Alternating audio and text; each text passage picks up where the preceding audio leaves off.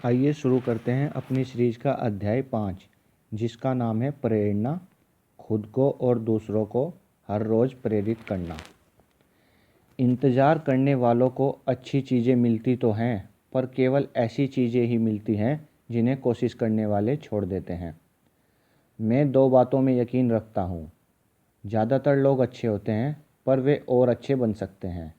ज़्यादातर लोग यह जानते हैं कि उन्हें अपनी ज़िंदगी को बेहतर बनाने के लिए क्या करना चाहिए। सवाल यह उठता है कि फिर वे कोशिश क्यों नहीं करते।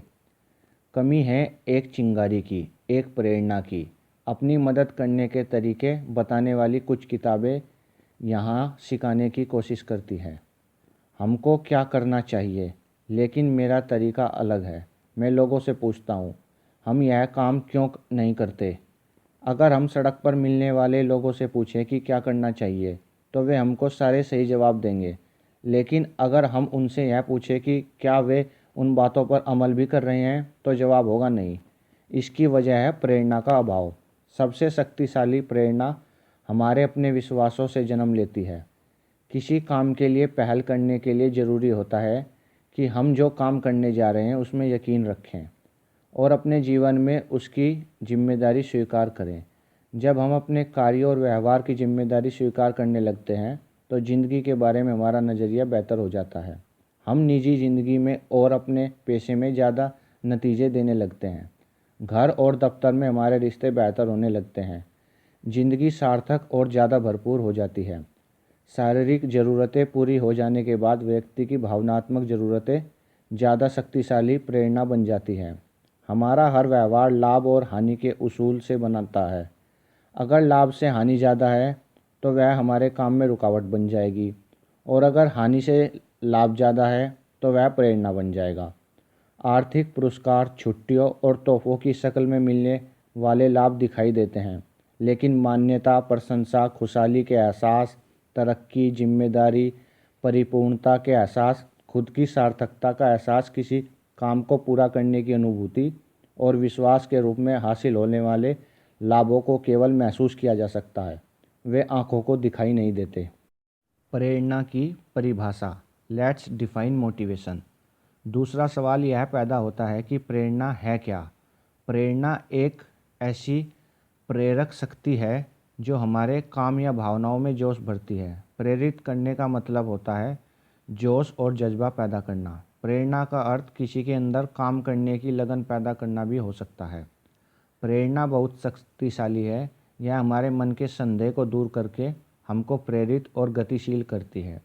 दूसरे शब्दों में, प्रेरणा किसी भी काम को करने की वजह मानी जा सकती है। यह एक ऐसी ताकत है जो हमारी ज़िंदगी बदल सकती है। हमें प्रेरित होने की आवश्यकता क्यों होती है? Why do we need to get motivated? प्रेरणा हमारे जीवन की प्रेरक शक्ति होती है। इसका जन्म सफल होने की इच्छा से होता है। सफलता के बिना ज़िंदगी में ना तो इज्जत मिलती है, ना ही घर या दफ्तर में आनंद और उत्तेजना का माहौल बन पाता है। ज़िंदगी उस टेढ़े मेढ़े पहिए की तरह हो जाती है जिस पर हचकोले खाते हुए सवारी करनी पड़ती है। प्रेरणा की सबसे बड़ी दुश्मन है आत्मसंतुष्टि।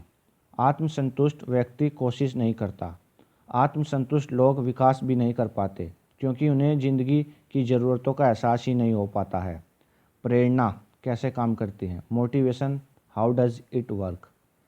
प्रेरणा कैसे उत्पन्न होती है? इसे समझ लेने के बाद हम खुद को प्रेरित करके अपने मकसद को तो हासिल कर ही सकते हैं, इसके अलावा दूसरे को भी प्रेरित कर सकते हैं। हमारी आंतरिक प्रेरणा ही हमारे प्रेरक शक्ति और नज़रिया होती है, और यह हमारे आसपास के माहौल पर भी असर डालती है।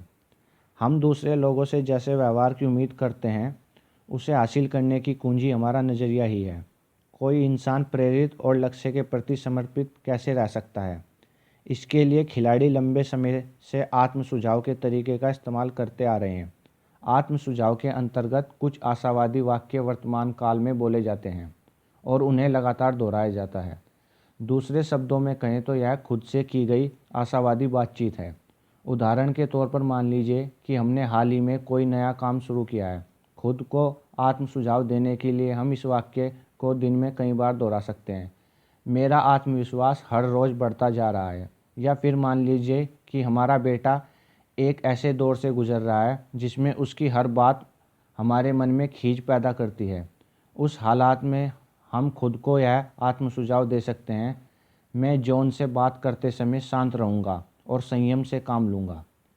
प्रेरणा और अतः प्रेरणा में क्या फ़र्क है?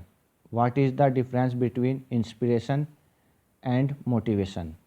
मैं देश विदेश में सेमिनार करता रहता हूँ। लोग मुझसे अक्सर पूछते हैं कि क्या मैं दूसरों को प्रेरित कर सकता हूँ? मेरा जवाब होता है नहीं।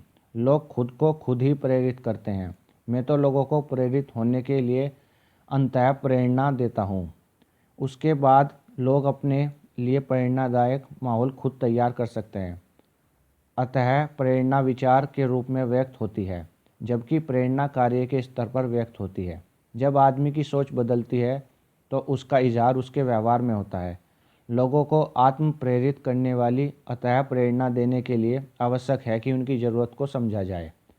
सबसे बड़ी प्रेरणा क्या है? पैसा, मान्यता, जीवन स्तर में सुधार, हमें जिन्हें प्यार करते हैं उनसे मिली स्वीकृति, ये सारी चीज़ें प्रेरक शक्ति बन सकती हैं। लोग पैसा पाने के लिए बहुत कुछ करते हैं। एक अच्छे नेता के लिए वे उससे भी अधिक कुर्बानी दे देते हैं, लेकिन सबसे अधिक त्याग लोग अपने विश्वास के लिए करते हैं।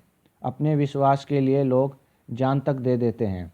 पूरी दुनिया में ऐसी घटनाएं रोज होती हैं। हम जब खुद को अपने जीवन और व्यवहार के लिए जिम्मेदार मानने लगते हैं तो ज़िंदगी के बारे में हमारे नज़रिए में बेहतरी लाने वाला बदलाव आता है। प्रेरणा आग की तरह होती है। यदि हम उसमें ईंधन डालना बंद कर देंगे तो जब वह बुझ जाएगी। अपने आंतरिक मूल्यों में विश्वास ही हमारा ईंधन है। जब हमारी प्रेरणा को आंतरिक मूल्यों में विश्वास का ईंधन मिलता है तो वह लंबे समय तक कायम रहती है। आंतरिक और बाहरी प्रेरणा, इंटरनल एंड एक्सटर्नल मोटिवेशन। प्रेरणा दो तरह की होती है, आंतरिक और बाहरी। बाहरी प्रेरणा, एक्सटर्नल मोटिवेशन।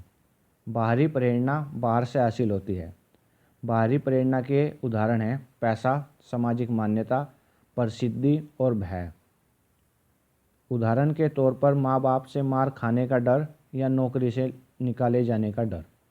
भय से उत्पन्न प्रेरणा, फियर मोटिवेशन। एक कंपनी पेंशन योजना शुरू करना चाहती थी। योजना को लागू करने के लिए ज़रूरी था कि उसे सारे कर्मचारी मंजूरी दें। जॉन के अलावा हर कर्मचारी ने उस योजना को मंजूरी देने के लिए दस्तखत कर दिए। योजना अच्छी थी और सभी कर्मचारियों के लिए काफ़ी फ़ायदेमंद थी, लेकिन जॉन के दस्तखत न करने से रुकावट पैदा हो गई थी। जॉन के सुपरवाइज़र और साथी कर्मचारियों ने उसे दोस्त को उस दस्तखत करने के लिए मनाने की काफ़ी कोशिश की, पर असफल रहे। आखिरकार कंपनी के मालिक ने जॉन को अपने दफ्तर में बुलाकर कहा, जॉन, यहाँ पेन रखी है और साथ में पेंशन योजना के वे कागजात रखे हुए हैं जिसमें शामिल होने के लिए तुम्हें दस्तखत करने हैं। अगर तुम इस योजना में शामिल नहीं होना चाहते तो तुम्हें इसी वक्त नौकरी से निकाल दिया जाएगा। जॉन ने दस्तखत कर दिए। तब कंपनी के मालिक ने पूछा कि उसने दस्तखत पहले क्यों नहीं किए। जॉन ने जवाब दिया, इससे पहले किसी ने इस योजना को इतनी अच्छी तरह से नहीं समझाया था जिस तरह आपने समझाया है। अक्सर देखा जाता है कि शिकारी को चकमा दे देते हैं। वजह यह होती है कि शिकारी अपना भोजन जुटाने के लिए दौड़ रहा होता है, जबकि शिकार अपनी जान बचाने के लिए भाग रहा होता है। भय के कारण उत्पन्न होने वाली प्रेरणा के ये फायदे हैं। इसकी वजह से हम काम जल्दी पूरा हो जाता है। काम समय पर पूरा हो जाने से नुकसान नहीं होता। थोड़े समय के लिए इंसान की काम करने की शक्ति बढ़ जाती है। हम इतिहास में पढ़ते हैं कि पिरामिडों को गुलामों ने बनाया था। उनकी लगातार निगरानी की जाती थी और काम ना करने पर सज़ा दी जाती थी। लेकिन डर से जन्म लेने वाली प्रेरणा के नुकसानदेह पहलू भी हैं। मसलन यह बाहर से दी जाने वाली प्रेरणा है। इसका मतलब यह है कि प्रेरणा तभी तक कायम रहती है जब तक प्रेरणा देने वाला मौजूद रहता है। प्रेरणा देने वाले के हटते ही प्रेरणा ही समाप्त हो जाती है। यह तनाव पैदा करती है। सीमित काम करते हैं जिससे जान बची रहे। आखिरकार काम करने की शक्ति घट जाती है। यह रचनात्मकता को ख़त्म कर देती है। लोग डंडे के डर से काम करने के आदी हो जाते हैं और उनसे काम करवाते रहने के लिए बड़े फिर और बड़े डंडे की ज़रूरत होती है। जो लोग केवल उतना काम करते हैं जिससे कि उनकी नौकरी बची रहे, वे किसी संस्था के लिए कीमती साबित नहीं हो सकते। एक ग्राहक ने किसी कर्मचारी से पूछा, तुम यहाँ कब से काम कर रहे हो? कर्मचारी ने जवाब दिया, जब से उन्होंने मुझे नौकरी से निकालने की धमकी दी। प्रोत्साहन प्रेरणा, इंसेंटिव मोटिवेशन। बाहरी प्रेरणा कई तरह के प्रोत्साहनों, बोनस, कमीशन, मान्यता आदि के रूप में भी दी जा सकती है। प्रोत्साहन प्रेरणा का सबसे बड़ा लाभ यह है कि जब तक असरदार प्रोत्साहन मिलता रहता है तब तक यह काफ़ी कारगर साबित होती है। जरा उस गधे के बारे में सोचिए जिसके आगे एक गाजर लटक रही हो और पीछे एक गाड़ी जुती हुई हो। इस मामले में प्रोत्साहन प्रेरणा कारगर तभी साबित होगी जब गधा काफ़ी भूखा हो, गाजर मीठी हो और गाड़ी पर लदा बोझ हल्का हो। समय समय पर हमको गधे को थोड़ी सी गाजर खाने के लिए देनी होगी, वरना उसका उत्साह खत्म हो जाएगा। थोड़ी गाजर खा लेने के बाद जब गधे का पेट भर जाएगा तो हमको उसके फिर भूखे होने का इंतज़ार करना पड़ेगा ताकि वह गाजर खाने के लिए गाड़ी खींचे। हमारे व्यापारिक माहौल में भी यही सिलसिला देखने को मिलता है। सेल्समैन अपना कोटा पूरा होते ही काम करना बंद कर देते हैं क्योंकि उनकी प्रेरणा कोटा पूरा करने होने तक ही सीमित होती है। ऐसी प्रेरणा बाहरी है, अंदरूनी नहीं। आंतरिक प्रेरणा, इंटरनल मोटिवेशन। एक लड़का फुटबॉल खेलने की प्रैक्टिस करने लगातार आता था, लेकिन वह कभी टीम में शामिल नहीं हो सका। जब वह प्रैक्टिस करता था तो उसके पिता मैदान के किनारे बैठकर उसका इंतज़ार करते रहते थे। मैच शुरू हुए तो वह लड़का 4 दिन तक प्रैक्टिस करने नहीं आया। वह क्वार्टर फाइनल और सेमीफाइनल मैचों के दौरान भी नहीं दिखा, लेकिन वह लड़का फाइनल मैच के दिन आया और उसने कोच के पास जाकर कहा, आपने मुझे हमेशा रिजर्व खिलाड़ियों में रखा और कभी टीम में खेलने नहीं दिया, लेकिन कृपा करके आज मुझे खेलने दे। कोच ने कहा, बेटा मुझे दुख है कि मैं तुम्हें यह मौका नहीं दे सकता। टीम में तुमसे अच्छे खिलाड़ी मौजूद हैं। इसके अलावा यह फाइनल मैच है, स्कूल की इज्जत दांव पर लगी है। मैं तुम्हें मौका देकर खतरा मोल नहीं ले सकता। लड़के ने मिन्नत करते हुए कहा, सर मैं आपसे वादा करता हूँ कि मैं आपके विश्वास को नहीं तोड़ूंगा। मेरी आपसे विनती है कि मुझे खेलने दें। कोच ने इससे पहले लड़के को कभी इस तरह विनती करते हुए नहीं देखा था। उसने कहा, ठीक है बेटे, जाओ खेलो, लेकिन याद रखना कि मैंने यह निर्णय अपने ही बेहतर फैसले के खिलाफ लिया है और स्कूल की इज्जत दांव पर लगी है। मुझे शर्मिंदा ना होना पड़े। खेल शुरू हुआ और लड़का तूफान की तरह खेला। उसे जब भी गेंद मिली उसने गोल मार दिया। कहना ना होगा कि वह उस मैच का हीरो बन गया। उसकी टीम को शानदार जीत मिली। खेल खत्म होने के बाद कोच ने उस लड़के के पास जाकर कहा, बेटा मैं इतना गलत कैसे हो सकता हूँ? मैंने तुम्हें पहले कभी इस तरह खेलते हुए नहीं देखा। यह चमत्कार कैसे हुआ? तुम इतना अच्छा कैसे खेल गए? लड़के ने जवाब दिया, कोच आज मेरे पिताजी ने मुझे खेलते हुए देख रहे थे।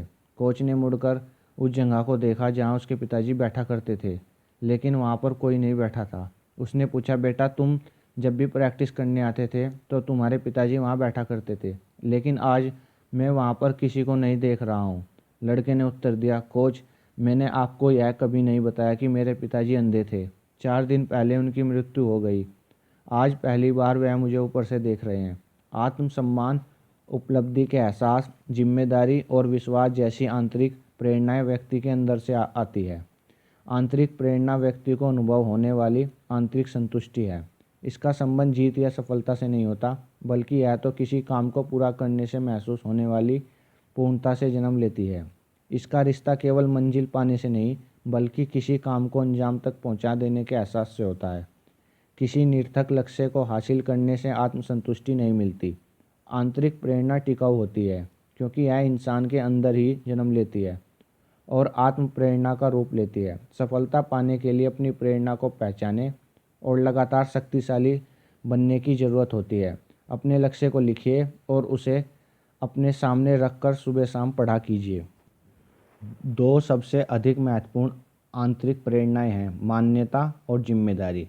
मान्यता पाने का मतलब है लोग हमारी प्रशंसा करें, हमको मान सम्मान दें और हमसे जुड़ाव महसूस करें।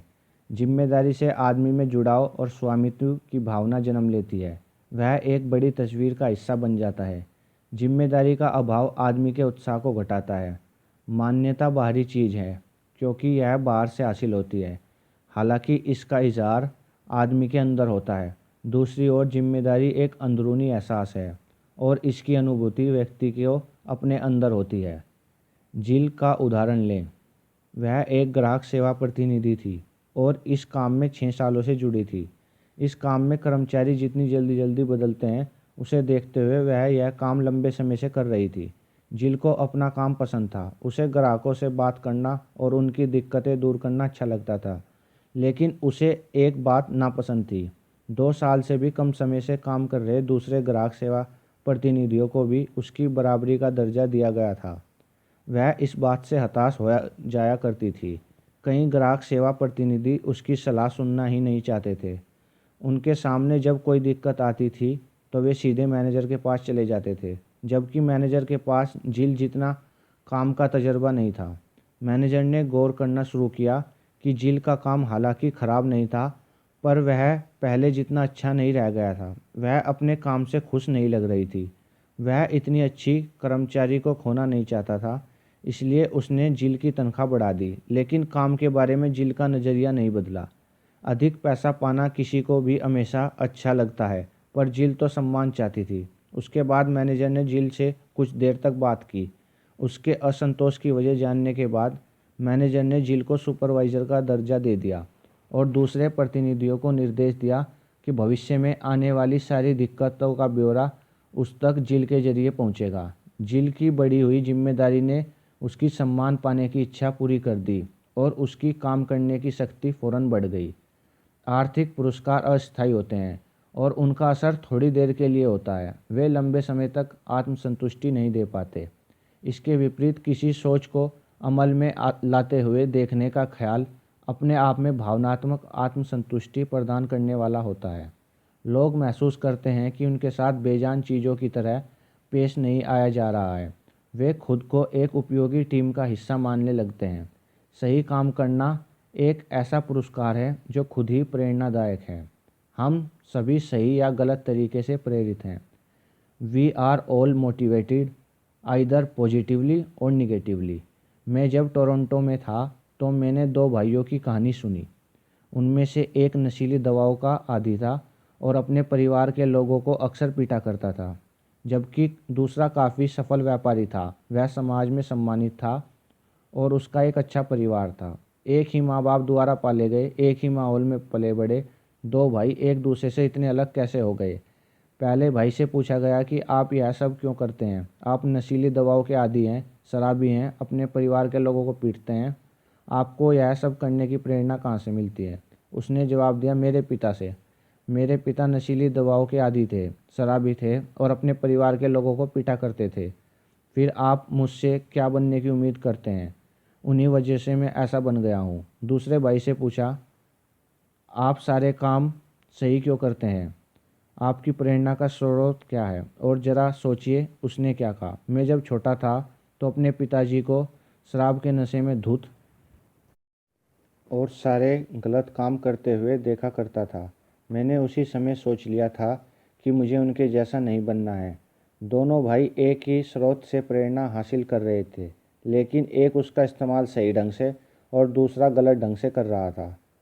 गलत ढंग की प्रेरणा इंसान को आसान रास्ता अपनाने की इच्छा पैदा करती है, लेकिन अंत में वह रास्ता ज़्यादा मुश्किल साबित होता है। काम के दौरान प्रेरित से प्रेरणाहीन बनने के 4 पड़ाव। On the job the 4 states from motivation to demotivation. कोई काम शुरू करने के बाद लोग अक्सर काम करने की शक्ति और प्रेरणा के कई पड़ावों से गुजरते हैं। नंबर फर्स्ट, प्रेरित लेकिन बेअसर, मोटिवेटेड इनइफेक्टिव। अपनी नौकरी के दौरान कोई कर्मचारी सबसे अधिक प्रेरित कब होता है? जब वह किसी संगठन या संस्था में शामिल होता है। क्यों? इसलिए कि वह साबित करना चाहता है कि उसे नौकरी पर रखकर नौकरी देने वाले ने सही फैसला लिया है। वह प्रेरित होता है, लेकिन माहौल में नया होने की वजह से यह नहीं जानता कि उसे क्या करना है, इसलिए बेअसर होता है। यह एक ऐसा पड़ाव होता है जब कर्मचारी पूरे खुले दिमाग के चीज़ों को सीखना चाहता है। उस दौरान उसे संस्था की संस्कृति में ढालना काफ़ी आसान होता है। इस पड़ाव पर उसे ट्रेनिंग और सही दिशा देना जरूरी होता है। गैर पेशेवर संगठनों के पास दिशा देने वाला कोई कार्यक्रम या तो होता ही नहीं है अथवा बेहद घटिया दर्जे का होता है।